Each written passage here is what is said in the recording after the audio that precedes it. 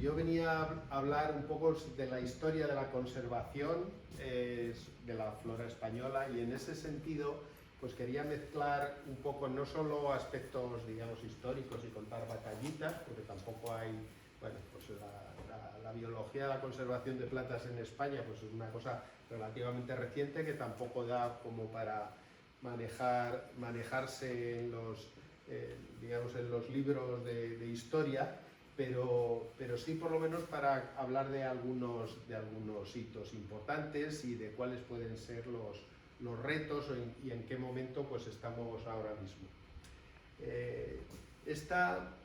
Bueno, estoy aprovechando otra presentación porque ya digo, la que traía, que venía con algunas imágenes alusivas a la flora castellano-manchega, etcétera, etcétera, pues no he podido recuperarla. Pero bueno, básicamente viene a coincidir con esta clase, o bueno, este recorrido que también hago en un máster sobre conservación vegetal, ¿no? En primer lugar, pues bueno, para nadie es una sorpresa que en esta zona del Mediterráneo estamos en uno de los célebres puntos calientes de diversidad.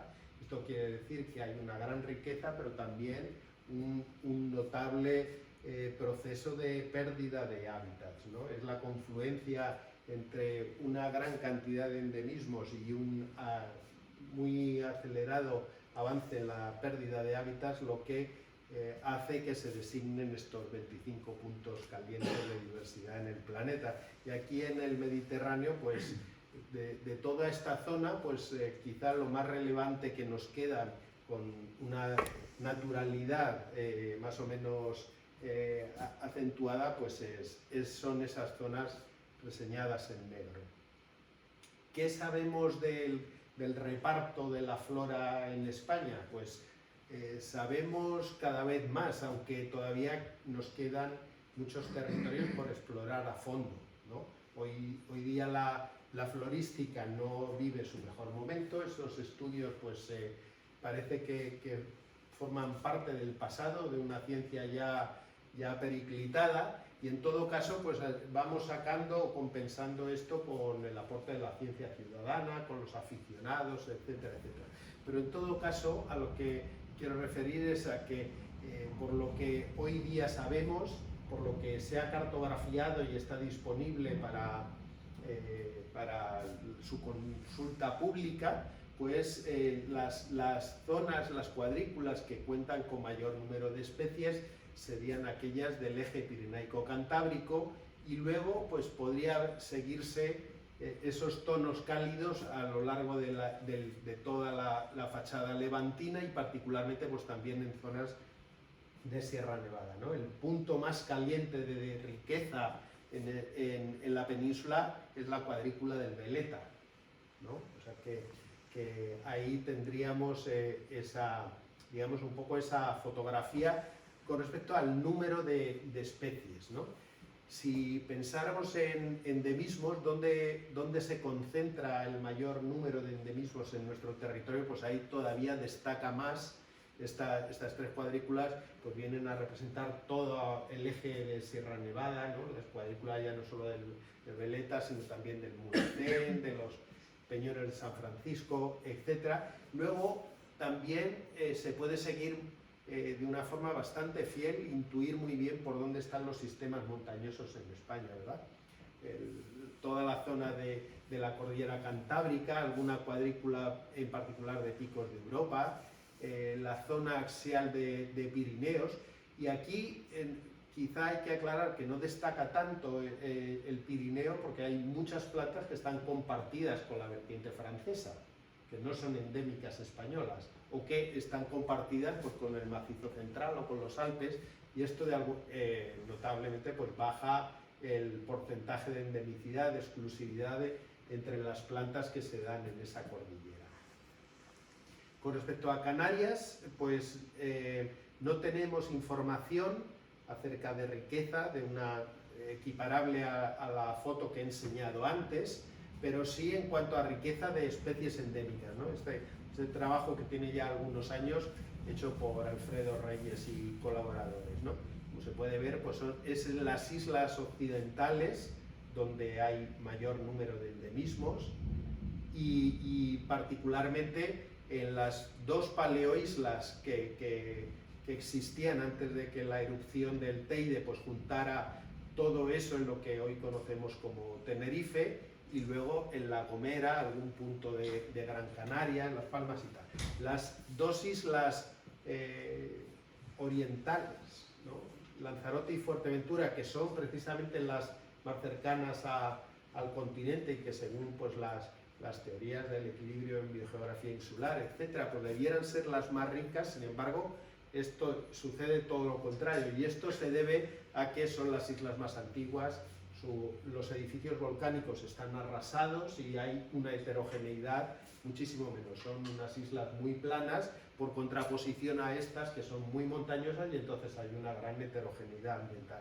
De hecho, La Palma o La Gomera, La Gomera tiene 1 millón de años frente a más de 20 millones de años que tienen las islas orientales, pues tienen una riqueza florística y un número de endemismos muy superior a lo que hay en Lanzarote o en Fuerteventura, que es la segunda isla de más extensión, ¿no? Bueno, ¿cómo anda repartido esta flora en relación a las áreas protegidas? ¿Estamos eficazmente protegiendo? Bueno, pues hicimos un trabajo hace ya 30 años casi, ¿no? En el cual pues empezábamos a darnos cuenta de que pese a que en el territorio peninsular y baleárico pues hay todas estas zonas, ¿no? Corresponden a parques nacionales y naturales, pues hay un gran porcentaje de área protegida en nuestro país. Sin embargo, si entonces, teniendo en cuenta un muestreo, no teníamos todavía hace 25 años pues un atlas como el que he enseñado, una base de datos sobre todas las especies ibero-baleáricas, sino solo sobre una parte de la misma, pues ya nos dábamos cuenta de que había muchos puntitos, hasta 120 cuadrículas que daban fuera de esas áreas protegidas y contenían al menos una planta que no estaba en ninguna de esos parques naturales y nacionales. Esto, claro, no costaba ya entonces darse cuenta de que la distribución y en términos geográficos y ecológicos de las áreas protegidas pues era irregular, ¿no? Los parques nacionales y naturales no se habían declarado en función de la flora, sino de los valores paisajísticos, como fueron los primeros parques nacionales, y luego después principalmente para proteger las aves de paso, ¿no? Las zonas de invernada, etcétera, etcétera. De tal manera que otros grupos taxonómicos pues no estaban igual de bien recogidos en esas zonas.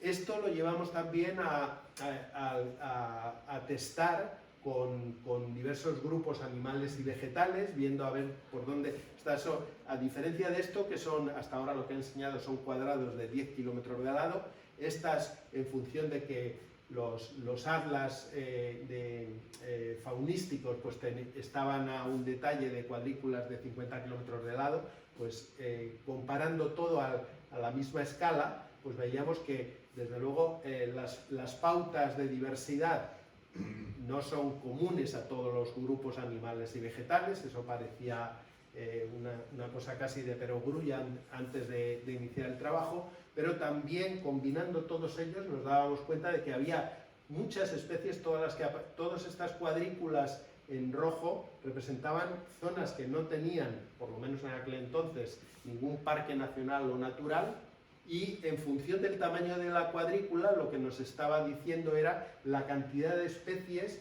que vivían allí y que no tenían al menos una población en ninguna de las áreas protegidas de ambos estados, de España y de Portugal. Particularmente se puede ver cómo zonas esteparias, las grandes cuencas endorreicas interiores, etcétera, etcétera, pues no contaban con estas áreas protegidas, y por lo tanto pues ahí es donde más se acumulaban las especies pendientes de contar al menos con un área protegida. Otra conclusión a la que llegamos también muy llamativa y muy deprimente era que todos los grupos, dado que hay una gran superficie protegida, contaban con que entre el 75, casi el 100% de su grupo taxonómico caía en algún área protegida. Sin embargo, esto no era virtud o no era mérito del diseño de la red de espacios protegidos. Si nosotros cogiéramos estos perímetros y los barajáramos completamente al azar, el resultado de la cobertura que harían con respecto a esa fauna y a esa flora seguiría estando entre el 75 y el 100%. Quiero decir que el diseño de la red no era efectivo, no mejoraba al azar en cuanto a la disposición de esos territorios. Y esto se debe en gran medida a lo que acabo de apuntar, a la falta de complementariedad. Hay muchas zonas húmedas protegidas y sobre todo hay muchas zonas de alta montaña protegidas que están insistiendo en la conservación de las mismas plantas y animales. ¿Por qué? Pues bueno, motivos puede haber varios, ¿no? Desde que las zonas de alta montaña pues eran las menos conflictivas, ¿no? Entraban menos conflictos de usos en cuanto a expropiaciones, a oposición, etcétera, etcétera, hasta zonas pues mejor conservadas, menos presionadas desde antiguo, etcétera. Bueno, yo quería hacer antes hacía referencia en esta charla que había preparado para aquí, digamos, los primeros antecedentes conservacionistas en nuestro país, pues pueden arrancar de mediados del siglo XX, ¿no? Los primeros artículos sobre flora amenazada, expresamente sobre una planta en peligro o sobre una acción para recuperar una planta, coinciden. Hay dos trabajos de 1968, uno de Fonquer, hablando de que la manzanilla real de Sierra Nevada, Artemisia granatensis, pues está prácticamente perdiendo todas sus poblaciones, y luego Oriol de Bolós relata un primer intento de reintroducción del Lysimachia minoricensis, una planta que se había extinguido en la naturaleza en Menorca y que allí, acompañados de la televisión de la época y de periodistas, etcétera, pues estaba intentando reintroducir. Aquel intento fue de los primeros, por no decir el primero en el mundo, en el cual se intentó hacer una reintroducción vegetal, pero fracasó.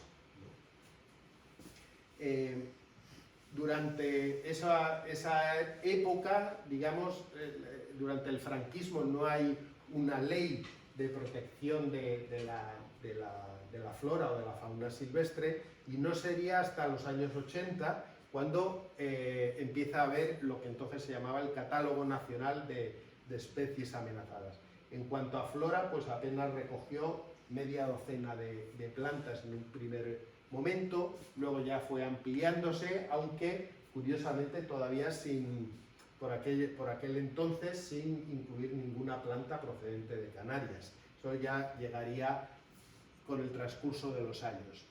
El gran revolcón, digamos el cambio de paso en cuanto a la conservación vegetal en nuestro país, lo dio la incorporación a las comunidades europeas y el hecho de que en la misma época en la que se estaba negociando la incorporación de los países ibéricos, pues se estaba también discutiendo y aprobando, digamos, haciendo el estudio y luego aprobando esta directiva de hábitat. Y esta, igual que la anterior directiva de aves, pues era de obligada transposición a las legislaciones nacionales y marcaba pues una serie de pautas obligadas para los Estados miembros. Ahí, pues, en ese momento, y con algo que también era y sigue siendo bastante original en nuestro país, y es que para la tradición española, y es sacar leyes, pero junto a eso hacer herramientas de financiación para el cumplimiento de esas leyes. De ahí, de esa época, procede, aunque había habido algunos antecedentes previos, pero de ahí proceden los programas LIFE de financiación de los estudios y de la gestión sobre los hábitats naturales o sobre las especies incluidas en esta directiva de hábitat.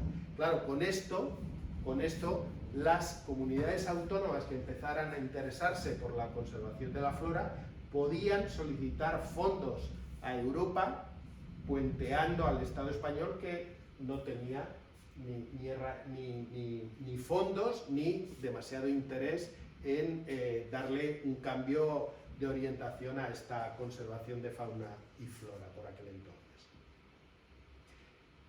Fruto de esa, o sea, en esa Red Natura 2000 hay un buen número en esa directiva de hábitats hay un buen número de especies españolas, también de hábitats. En ese momento, con diferencia, España pues estuvo interesada en incluir un número muy importante tanto de hábitats como de fauna o flora en los anexos de esa directiva. Se puede ver aquí, ¿no? Prácticamente hay 120 especies en el anexo 2, que es el que rige a la hora, o el que da las pautas para luego declarar las áreas de la Red Natura 2000, ¿no? En la España peninsular hay 95 plantas vasculares, en Baleares otras 19, en Canarias 65. Compárense estas cifras con 13 en Gran Bretaña o con nuestros vecinos de las penínsulas vecinas mediterráneas, ¿no? Grecia 41 especies, Italia pues 61 más luego las propias de Sicilia y Cerdeña. Bien, esto llevó a un número muy importante de estudios, de libros rojos, de esfuerzos luego que se materializaron en la declaración de los catálogos autonómicos, los listados de protección regional, ¿no? Hoy día lo que tenemos digamos como marco legislativo para la protección de nuestra flora y de nuestra fauna es la Ley de Patrimonio Natural y Biodiversidad. Esta ley es hija, pues digamos, del Estado de las autonomías y sucesora, pues, de esa Ley 489 de protección de la naturaleza, que a lo largo de 20 años pues fue viéndose la necesidad de adaptarla a los convenios internacionales y al avance de nuestros conocimientos científicos. En esta ley se estipula que habrá un listado de especies silvestres en régimen de protección especial. Esta será la única competencia del Ministerio, puesto que las comunidades autónomas podrán hacer su listado propio, pero además todos los planes de recuperación y de gestión serán competencia de las comunidades autónomas, no del Estado. El Estado hará estrategias de coordinación, pero los planes de recuperación caen exclusivamente dentro de las competencias de las comunidades autónomas. El estado actual de este listado es el que aparece ahí. El listado incluye lo que ahora se llama el Catálogo Español de Especies Amenazadas. Es decir, una planta puede estar en una, digamos, directa solamente en el listado, o bien dentro de las 350 que hay en la actualidad, haberse designado con la categoría vulnerable o con la categoría en peligro de extinción. Llama quizá la atención que haya más en peligro de extinción que vulnerables, ¿no? Parece que sería contraintuitivo. En realidad esto lo que está reflejando es que el Estado o las comunidades autónomas lo que han primado ha sido la protección de aquellas especies que estaban en mayor riesgo de extinción, reservando la protección legal de las especies menos amenazadas, vulnerables, en la legislación autonómica. ¿De acuerdo? Se puede ver cómo de las 6.500 plantas, bueno, contando con las plantas canarias, pues estaremos por unos 7.500 taxones aproximadamente, ¿no? Entre especies y subespecies en España, quizá un poco menos, 7.000, digamos.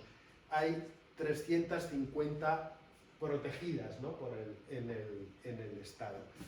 Aves nidificantes hay 304, todas ellas están protegidas, ¿no? Digamos, esta es siempre un poco, las aves siempre han ido a la cabeza, ¿no? Tenían su propia directiva de aves una docena de años antes de que Europa se preocupara por los hábitats y el resto de los grupos taxonómicos, y aquí, pues, obviamente están, debido a que hay que transponer esa directiva de aves que implica la conservación de todas las aves que crían en Europa, pues en la legislación española están todos y cada una de las aves, ¿no? Autóctonas que crían aquí. Otros grupos pues tienen una representación mayor o menor, los infrarrepresentados están los invertebrados, bueno, en fin, cosas bien conocidas. Ahí se ha corrido uno de los cartelitos. Aquí aparece el último, bueno, con un error porque Navarra ya tiene un catálogo actualizado de 2023. Aquí aparecen, aunque se han corrido las etiquetas y no se ve muy bien. No se ve muy bien. La fecha del último catálogo de protección autonómica, ¿no?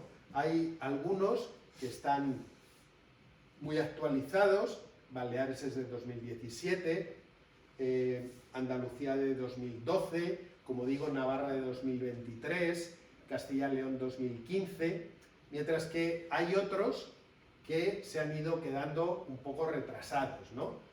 Castilla-La Mancha pues lo tiene casi de todo este siglo, ¿no? Y todavía mucho peor pues es la situación de Madrid, de Cantabria o de Asturias, ¿no? En Madrid pues tenemos un catálogo de antes de que se empezaran a hacer estudios en serie, un poco derivado de lo que eran los convenios europeos, el convenio de Berna y tal, pero bueno, tenemos desde plantas que sabemos ahora que nunca han estado en la Comunidad de Madrid, hasta está incluido pues un pteridófito invasor, cual es Azolla filiculoides, que entonces se pensaba que era una rareza que había que proteger, pues está todavía ahí. Con todos esos estudios, financiación, etcétera, pues se ha ido haciendo una buena biblioteca de libros rojos autonómicos, ¿no? No todas las autonomías lo tienen, Castilla-La Mancha no tiene, Madrid tampoco, pero hay algunas, como por ejemplo la Comunidad Valenciana, que ha hecho varias ediciones. Conforme seguía estudiando, actualizando el conocimiento, pues reeditaba y tenía nuevos libros, ¿no? Hay incluso uno exclusivamente para Sierra Nevada, donde hay 100 plantas exclusivas, ¿no? Todas ellas pues, con su ficha, categorizadas, estudiadas, etcétera, ¿no? Estos son quizá los más recientes, el de Cataluña, 2010, la tercera edición del Valenciano, el País Vasco y tal. Bueno, ya digo que algunos creo que los más recientes que se han publicado hasta la fecha. Incluir un nombre científico de estos en un catálogo de protección implica, según esa legislación española, luego llevada a las leyes de las distintas regiones, implica la declaración, la aprobación de un plan de recuperación.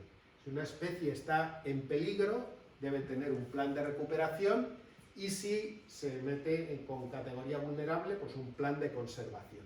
Teóricamente, no sé si tengo aquí la diapositiva, hay como unos 1000 nombres científicos diferentes entre los distintos catálogos autonómicos. Esto tiene su sentido, porque puede haber plantas que sean corrientes, sean abundantes, no corran peligro en Pirineos, y sin embargo estar en Andalucía como relictos de las últimas glaciaciones y quedar muy pocas poblaciones allí. allí en Andalucía, entonces tendría sentido protegerla, mientras que en Aragón o en Cantabria, pues a lo mejor sonaría ridículo siquiera mencionarlo, ¿no? Bueno, pues de esos 1000 nombres, incluidos con alguna de esas categorías, pues, quitando incluso las que luego se han visto que no están tan amenazadas y se han descatalogado, etcétera, o se sabe que no merecerían un esfuerzo muy importante, las distintas autonomías han hecho una dejación muy fuerte de esa obligación que ellas mismas se habían autoimpuesto. Hay muy pocas que cuenten con un plan de recuperación. Aragón fue la primera autonomía que aprobó algún plan.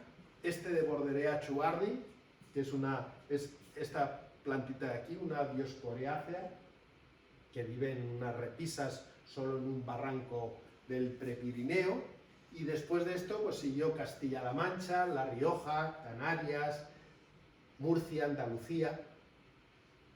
En Canarias es donde más planes de recuperación se han aprobado, algunos de ellos ya combinando pues dos especies del mismo género que por ejemplo podían compartir igual problemática, o estas 3 especies que compartían el mismo hábitat, ¿no? La misma isla, el mismo hábitat, de tal manera que si los problemas venían de la pérdida de hábitat o de la gestión que se hacía del territorio, pues ese mismo plan podía servir para las 3. Aquí viene, no está estrictamente puesto al día, pero nos sirve todavía para ver la gran radiografía, ¿no? Estos son los números de plantas que hay protegidos en las distintas comunidades autónomas, y en azul, aparece el número de planes de recuperación aprobados en esas comunidades autónomas, ¿no? Andalucía está a la cabeza, gracias al truco de con un solo plan pues proteger 60, 80 o cosas por el estilo, y se va pues a un centenar, un poco más de 100 especies con sus 3 planes de recuperación, mientras que hay otros, como se puede ver aquí, que nunca jamás, Madrid incluido, y cada vez que puedo hablar de Madrid pues es para ponerla en su sitio. Digamos que hay que poner en evidencia la falta de interés de Madrid, Galicia, yo qué sé, bueno, la buena parte, Cataluña, por supuesto, Castilla-León. Castilla-León es la única región europea que no tiene un catálogo de protección de fauna, y es la región más extensa de toda la Unión Europea. O sea que, digamos que en algunas cosas estamos, hemos sido activos y acompañado luego todo el mecanismo legislador y de gestión, pero en otros sitios pues hemos pinchado en hueso y pasan las décadas y no cambiamos. Bueno,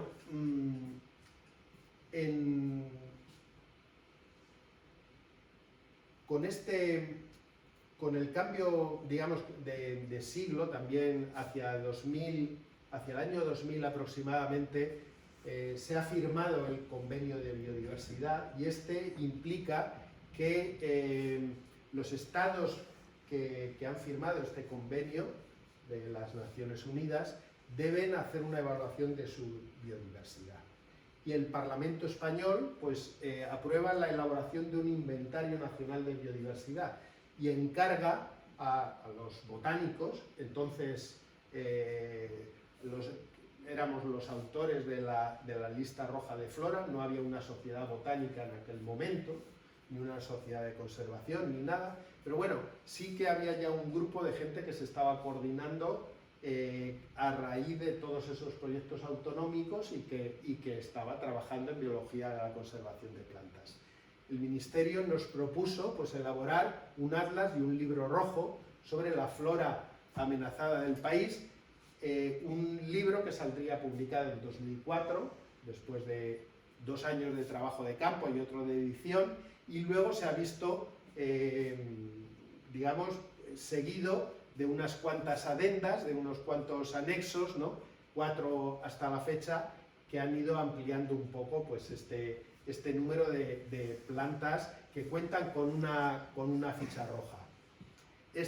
Todos estos atlas se pueden descargar desde la página web del Ministerio.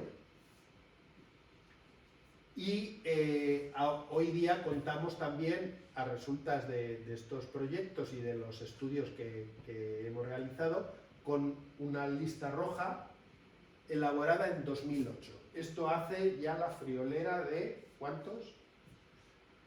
¿15 años? UICN dice que las categorías de amenaza, más o menos, caducan a los 5 años, ¿no? O sea que hay que reevaluar periódicamente la situación de las especies, ¿no? Esta fue la última vez que el Estado promocionó, estuvo interesado en conocer el estado general de la flora española, y este es un poco el resultante en números, ¿no? La lista roja tiene 1.200 especies en total, amenazadas, en categoría vulnerable, en peligro o en peligro crítico. Con respecto a la lista roja que habíamos hecho anteriormente, pues se quitaron los estudios de este libro rojo, los estudios autonómicos nos permitieron saber que 40 especies en realidad lo que pasaba es que no conocíamos muy bien su extensión, su número de poblaciones, etcétera, y que una vez estudiadas más a fondo, pues su situación no era preocupante, pero también fruto de esos estudios, fruto de nuevas especies descubiertas en el país, pues nos habíamos dado cuenta de que había un número importante de especies nuevas. 654 especies con respecto a lo que habíamos dicho, a la categoría de amenaza que habíamos encontrado, que le habíamos puesto en el año 2000, habían cambiado en 2008.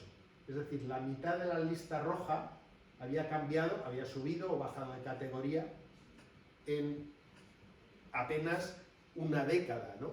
Con lo cual, esto era un buen indicador, también para reforzar esto de que es necesario actualizar estas listas rojas con periodicidad. Este es un artículo, esta es una figura de un artículo que ha salido publicado el año pasado. Aquí aparece qué países o qué territorios cuentan con una lista roja. La península ibérica, obviamente España cuenta con una lista roja, aunque hay que decir que, por ejemplo, la lista roja de Inglaterra o la de Francia evalúa todas las especies presentes en esa flora.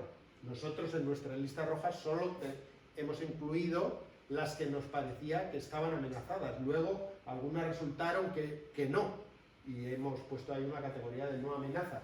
Pero hay países como Francia, como Italia, como Inglaterra, que han evaluado la situación de todas sus especies vegetales. En todo caso, se ve que prácticamente menos un par de países, menos Macedonia del Norte, Escocia y Serbia, todas tienen hoy día lista roja. El año medio de publicación es de 2013, o sea, ya estamos 5 años por detrás, más anticuada nuestra lista roja que la media del resto de países europeos, ¿no? Otro punto a favor de renovar esta lista. Bueno, cambio ahora, digamos, esto es lo que hemos estudiado, evaluado respecto al estado de la flora. Hemos visto cómo se protege legalmente, qué sabemos, cómo se ha estudiado y tal, cómo se gestiona o se protege ex situ. Pues tenemos una red de bancos de germoplasma en el país. El primero de todos y el que fue pionero en el mundo fue el banco que creó el profesor Gómez Campo en su departamento, allí en la Escuela Politécnica de Madrid, en la Escuela de Agrónomos, después de darse cuenta de que lo que los agrónomos, los fisiólogos habían aprendido de cómo se conservaban las semillas de las plantas útiles, podía aplicarse a las especies que estaban amenazadas o que eran endémicas y que podía hacerse esa traslación y crear bancos de semillas que a partir de entonces pues empezaron a tener como una distribución, así como no como sucursales, ni mucho menos, sino cada una autónomamente, normalmente asociados a jardines botánicos, pero empezó a haber una red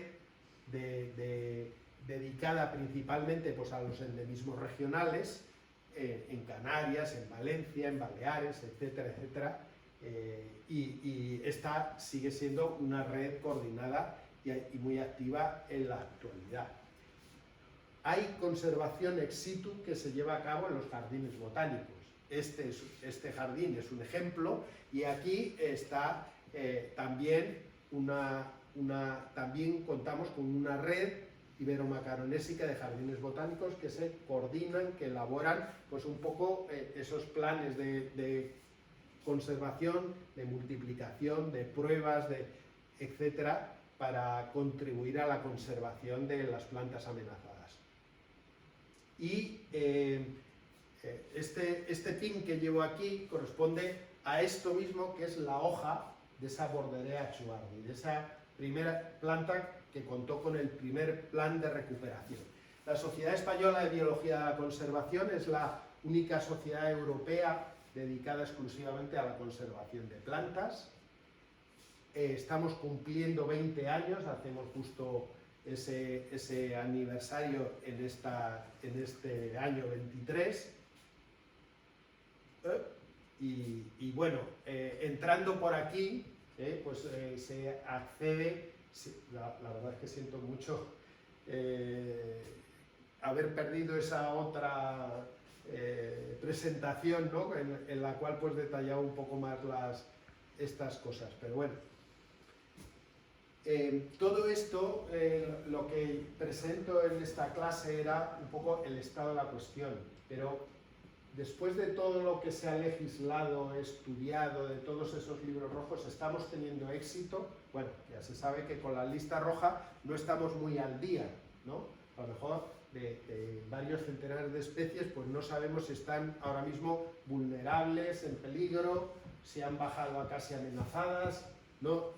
Ese conocimiento nos falta, pero más allá de ello, en líneas generales, no especie a especie, sino el conjunto de la flora española, sabemos si con todo esto que ahora implantada la biología de la conservación en los estudios de todas las universidades españolas, con sociedades trabajando con tantos años de legislación, hemos revertido la situación. Bueno, pues hay un indicador que es este índice de lista roja que nos permite comparar, esto es un folletito en castellano que se puede uno bajar de la página web de UICN, y este índice permite comparar entre distintas listas rojas publicadas en un país para ver si estamos progresando, nos hemos estancado o vamos a peor. Bueno, esto no merece la pena. Se ha aplicado a grupos enteros, como son los corales, que van francamente de cráneo, ¿no? Una declinación muy rápida y muy acentuada.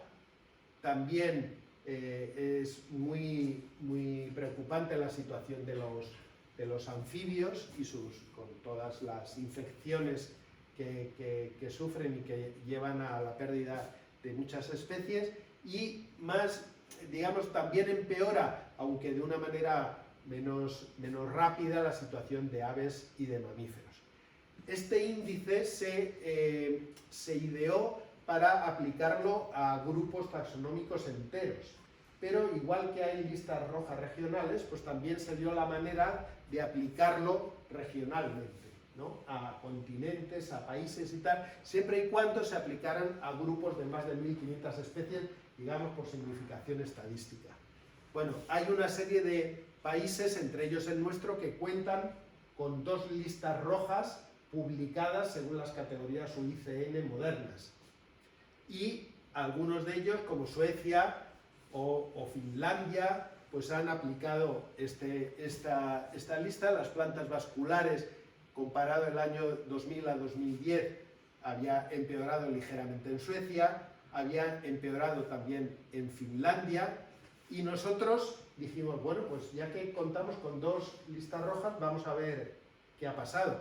Hicimos eso, comparamos las categorías de las especies, pero no basta solo con saber si ha pasado de vulnerable a en peligro, sino que hay que saber la causa. Porque hay veces que lo que hacemos es que si nos han financiado o por casualidad hemos dado un paseo, hemos podido descubrir una nueva población. Y esto llevar a que la categoría de amenaza no sea tan grave. Pero esto no es porque haya mejorado la situación de la especie, sino el estado de nuestro conocimiento. A la especie esto le daba igual, ¿de acuerdo?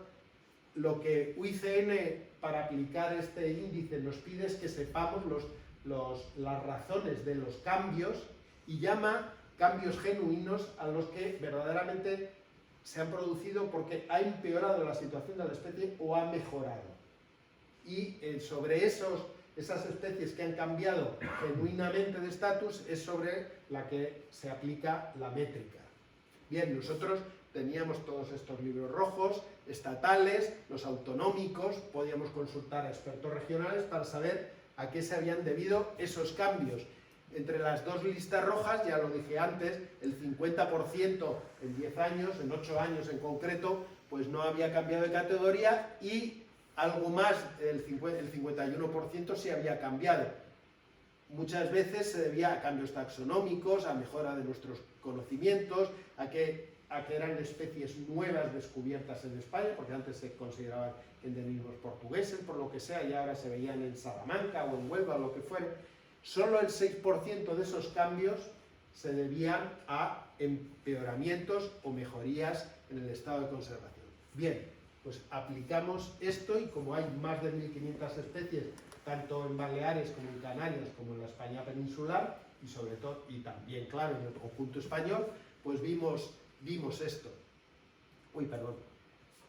En las Islas Baleares se producía cierto empeoramiento, poco, pero partía de una situación cercana al 1, que quiere decir no amenazado, ¿vale? O sea que era la flora mejor conservada.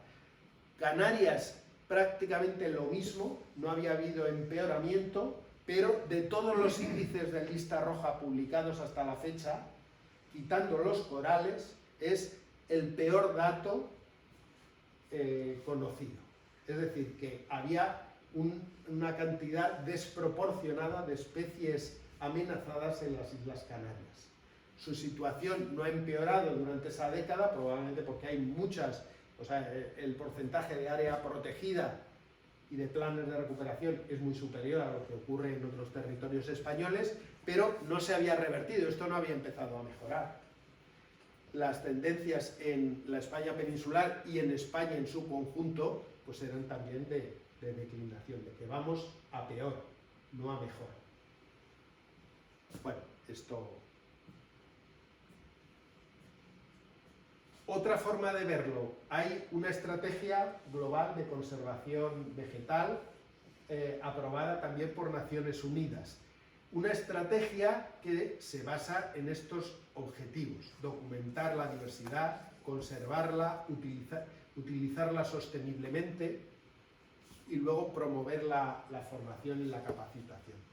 A la Sociedad de Conservación Vegetal nos han encargado la evaluación, nos encargaron a mitad de la década pasada evaluar cómo íbamos de cara a los objetivos de 2020, ¿no? En la cual los estados de la Unión Europea, y luego esto mismo lo adaptó la ONU, pues pretendían en 2020 haber frenado la pérdida de biodiversidad.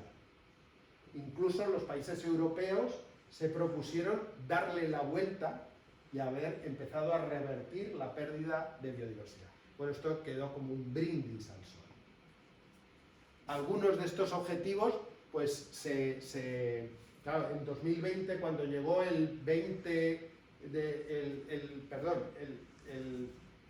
no, a la cuenta atrás, 2010, estoy diciendo mal. Cuando llegó el 10 del 10 del 2010 en Nagoya, la conferencia de las partes, pues lo que hizo fue, no hemos llegado a nada, pues bueno, vamos a extender estos objetivos a 2050.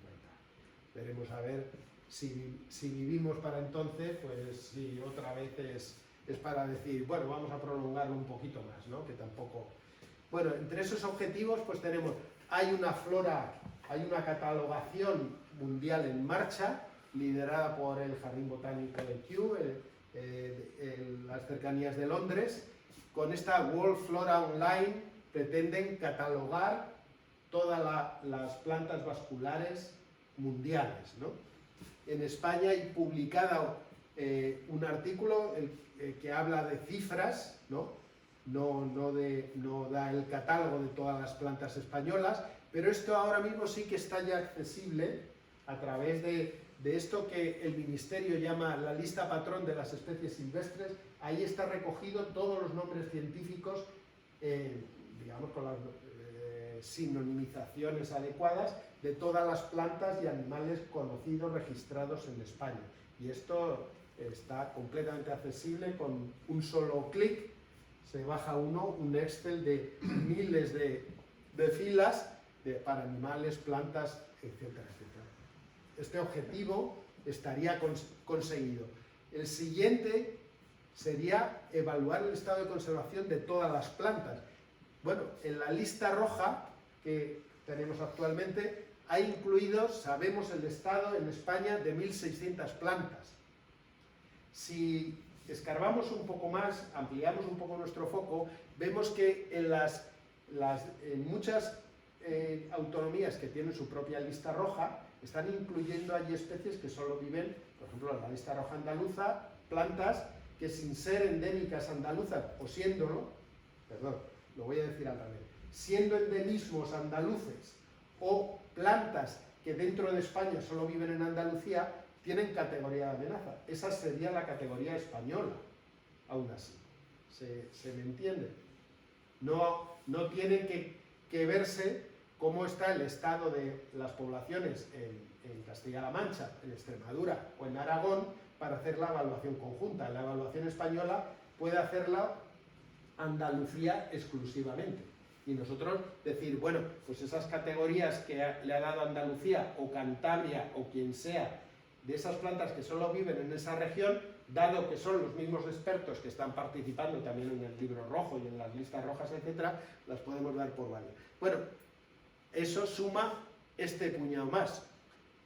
Las categorías, las especies según UICN no están amenazadas si ocupan más de 2.000 kilómetros cuadrados. Eso sería el mínimo, ¿no?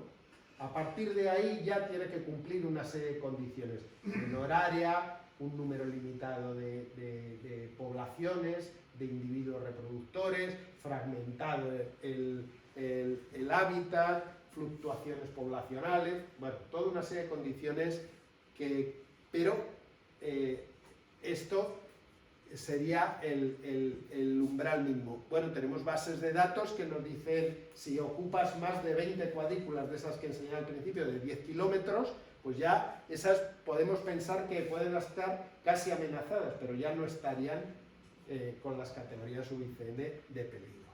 Bueno, pues eso nos da, de todas esas 7.000 aproximadamente que hay en España, nos quedan todavía por saber su estatus de 2.000. Y eso, bueno, pues podemos intentar hacer juegos como si estuviéramos estuviéramos jugando al ordenador, a matar marcianitos. Pues podemos aplicar lo que sabemos ahora, podemos modelizar el área, podemos ver con qué factores ambientales está relacionado el área de distribución de estas 2.000 plantas que pudieran estar amenazadas, y podemos, gracias a las previsiones del panel intergubernamental de cambio climático, ver si esa área, ese nicho ecológico, va a cambiar dentro de 20, 25, 50 años. A ver si se va a reducir, si se va a fragmentar ese hábitat potencial, y con eso pues tener idea de si va a declinar probablemente el área de la especie, el nicho potencial, pues un 10%, un 20%, en fin, los umbrales que marca UICN. En fin, esto no deja de ser un ejercicio intelectual, que puede ser que te dé la pauta para ir a buscar al campo y ver mejor las cosas. Pero por ahí, digamos que después de utilizar la lista roja nacional, las regionales y veíamos que modelizando podíamos tener unos datos así. De tal manera que en peligro crítico parece que nos habíamos olvidado de 4 especies. Esto luego hay que confirmar a ver si es real o no, pero nos puede dar una cierta pista. De alguna manera, pues nos dábamos cuenta de que, bien, se puede adjudicar, aunque sea artificialmente, categorías a todas las especies, pero con esto lo estábamos consiguiendo tener menos preocupaciones, sino todavía más. Esta estrategia dice, al menos el 75% de las áreas importantes para la diversidad vegetal que estén bien protegidas. Y uno pregunta, ¿y qué considera la estrategia que es bien protegida? Dice, no, eso no te lo puedo decir, porque en cada país hay una información diferente. Unas veces se sabrá dónde hay más especies, en otras donde hay más endemismos, en otras donde hay más amenazadas, en otras no se sabrá casi nada. Y entonces cada país que se busque las castañas. Bueno, nosotros hicimos mapas de dónde se concentraban, dónde había mayor concentración de amenazadas, dónde había más riqueza, dónde había más endemicidad. Intentamos hacer una especie de polinomio de todo ello y a resultas, pues vimos que había 5 áreas muy importantes, prioritarias en Canarias, un par de ellas en las Béticas, esta grande que corresponde a Tejeda, Almejara, Sierra Nevada, Gado, y el conjunto de Segura, Cazorla, ¿no? Luego otras áreas importantes, otras interesantes, etc. ¿Estas áreas prioritarias para la flora española estaban suficientemente protegidas? Bueno, pues hicimos un gap análisis, un análisis de huecos, superponiendo las áreas correspondientes a Red Natura 2000, parques naturales, parques nacionales. Si solo tenemos en cuenta parques nacionales y naturales, solo el 60% de estas áreas importantes para la flora estaban suficientemente protegidas. Es decir, por debajo del umbral del 75%. O sea, ni siquiera un país como el nuestro, que tiene un 20% de territorio dentro de la red de espacios naturales protegidos, llegaba a esto. Y vuelvo a insistir en lo que dije al principio. La red no se ha diseñado para conservar la flora, ni para conservar a los insectos, ni a otros grupos taxonómicos. Entonces, como se puede ver, es muy fácil seguir Sierra Morena, el sistema central, la cordillera cantábrica, Pirineos, la cordillera litoral catalana, el sistema ibérico y tal. Montañas, montañas y más montañas. Mientras que otros ambientes pues no cuentan con esos espacios protegidos y de esa manera pues se produce una redundancia que hace fallar en estos objetivos de planificación. Ya no las áreas importantes, yo creo que ya voy a ir terminando, que ya creo que esta charla era para una clase de 2 horas, aunque vaya corriendo, pero no merece la pena. Otro de los objetivos, conservar no tanto las áreas, sino las especies más amenazadas. ¿Y qué significa conservarlas efectivamente? Pues el manual vuelve a decirte, depende de lo que entienda cada país. Bueno, nosotros dijimos, vamos a pensar en microreservas, sitios, áreas protegidas específicamente por plantas. Bueno, esto empezó en la Comunidad Valenciana y luego se fue extendiendo, ahora es una figura legal aquí en Castilla-La Mancha, en Castilla-León, pero no hay ninguna aprobada. En Baleares no se llama microreservas, pero tiene la misma filosofía. Y todo esto ha ido enfocado a, digamos, enclaves de 1 o 2 hectáreas muy pequeñitos donde se concentra una o más plantas amenazadas, ¿no? Esto es una idea que empezó en el 93 lo publicaste, José María, me parece, Por ahí, o sí. Gómez Campo y José María, pues publicaron o propusieron aquí en La Encantada, en Albacete, pues la creación de una microrreserva, y esa idea luego cuajó legislativamente pues una década o más después en los diferentes territorios. Ahí se puede considerar que está bien protegida una población de una especie amenazada. Bueno, ya veis aquí, estos puntitos pues son las microrreservas en Castilla-La Mancha y en Valencia, la Comunidad Valenciana. También pensamos que todas las especies que tuvieran un plan de recuperación legal se supone que estaban bien protegidas, que había una monitorización, un esfuerzo, etc. Eso nos daba, bueno, en microrreservas, plantas que estuvieran en la lista roja había 63. Plantas de la lista roja con plan de recuperación 139. Y luego pensamos, bueno, si son plantas, aunque ni siquiera lo sepamos, aunque no se esté gestionando, pero si viven en un parque nacional, hombre, pues se puede considerar mínimamente bien conservada. Ahí había 600 plantas que vivían en algún parque nacional. Todo esto sacándolo de montones de bases de datos, porque había, de todos los parques nacionales, solo estos contaban con un catálogo florístico, ¿vale?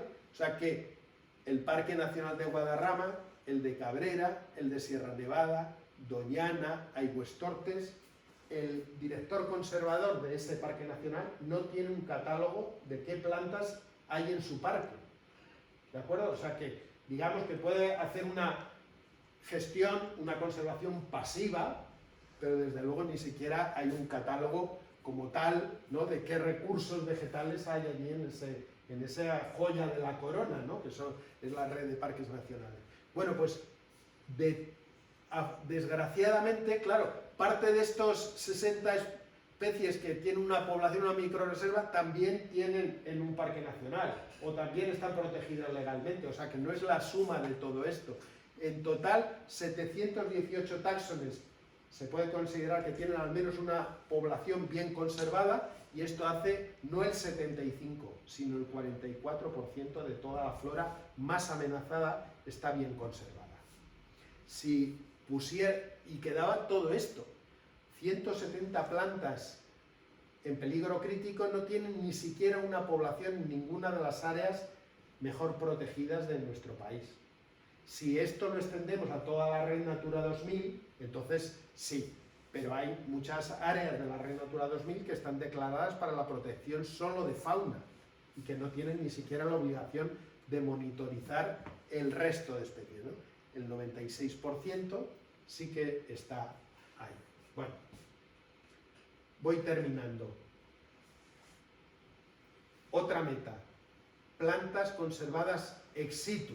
Bueno, pues no estábamos todavía en el 75% en esa red de bancos de germoplasma. Hay que hacer, y se empezó a hacer, y el Ministerio empezó a poner dinero en la protección, o sea, en la recolección y en el aumento de estas colecciones.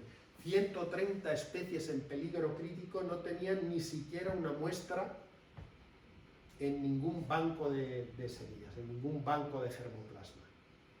Y ahora mismo, con lo que sabemos, somos de la idea de que no basta proteger una población en un sitio y ya, sino que hay que proteger variabilidad poblacional, interpoblacional o intrapoblacional, según lo que los estudios nos digan, pero con tener semillas de una sola población no nos podemos sentar ya y quedarnos todo tranquilitos. Capacidad, personas capacitadas. Bueno, estos datos podemos enseñar entre autores, firmantes, gente que ha evaluado categorías UICN, que está formada en estas metodologías, pues hay no menos de 500 personas actualmente en España. En Sevicop somos 300 socios. Digamos que hay, ya he dicho, una sociedad expresamente sobre biología de la conservación, ¿no? Esta es una disciplina implantada en estudios de grado, de máster, tanto en ingenierías como en ambientales, en biológicas, etcétera, etcétera, ¿no? Quizá esto es uno de nuestros déficits, ¿no? Hay muy pocos botánicos dentro de las plantillas de las comunidades autónomas, del Estado, etcétera, ¿no? Hay pocos técnicos que tiren de la conservación de flora. Bueno, lo dejo aquí. Esto da para más cosas. Podemos ser relativamente optimistas, ¿no? Esto es un estudio que hicimos sobre las plantas que están en la Directiva de Hábitats y si la Red Natura 2000 os está protegiendo adecuadamente, si ejerce un efecto paraguas. Y comparamos, esto es el mapa de distribución de todas las 100 y algo especies de plantas vasculares que hay en España peninsular y baleárica, y este es el mapa de los 9 briófitos, de los 9 musgos y hepáticas que hay en la directiva, o sea que está, bueno, pues repartido, ¿no? Y esto es el mapa de todas las plantas vasculares y de todos los musgos que hay en las listas rojas respectivas, que son muchísimas más especies. Bueno, pues esto que aparece en verde como fondo es la Red Natura 2000, es decir, son los hábitats, los perímetros que se aprobaron, que se designaron para proteger aves, todo tipo de vertebrados y los hábitats, algunos invertebrados, que están incluidos en las directivas europeas, ¿vale? Superponiendo esto y haciendo un análisis de efectividad, resulta que esta línea roja es cuántas poblaciones, o sea, qué porcentaje del área de esas especies está incluida en la Red Natura 2000. Bueno, pues depende, el mensaje habría que explicar más cosas. Esto es si estuviera la Red Natura distribuida al azar, y esto es una evaluación conforme al diseño que tiene actualmente. Esto es lo que protege el porcentaje de superficie de las poblaciones de las especies de los anexos de las directivas. Y esto es el porcentaje de lo que protege de las especies de la lista roja. Es decir, sin habérnoslo propuesto, sin habérselo propuesto, y pese a que esa red se designó para estas especies, están haciendo mejor papel para las amenazadas que incluso para las catalogadas. No sé si me estoy explicando. Las especies de la Directiva de Hábitats son aquellas que, igual que nosotros metimos la pata en el año 2000 metiendo especies que en realidad no estaban amenazadas, hoy sabemos que el 25% de las plantas presentes en España, incluidas en la legislación europea, no tienen amenazas. O sea, quiero decir, no están ni como vulnerables. ¿Me explico? Tienen, bueno, pues aquí las especies amenazadas están muy bien incluidas, muy bien recogidas ahí. Esto nos dice que la Red Natura 2000 sirve para ellas, mejor incluso que, sirve para la flora amenazada en conjunto. También serviría, y eso es algo que los técnicos y sobre todo los políticos no quieren oír ni hablar en pintura, para decir, bueno, dado que es muy efectiva para la flora amenazada, vamos a quitar aquella que tenemos que monitorizar y gastar el dinero para hacer esos informes sexenales que manda Europa, pero bueno, eso ya es otra cuestión. Y podríamos cambiarlo por flora que está verdaderamente amenazada y hacer esos seguimientos y no malgastar el dinero en especies banales que hoy sabemos que están casi por todas partes. Pues nada, muchas gracias, perdón por los inconvenientes y bueno, pues nada, si tienen alguna pregunta, alguna observación, pues, y todavía no están agotadísimos, pues aquí si sé, podría responder.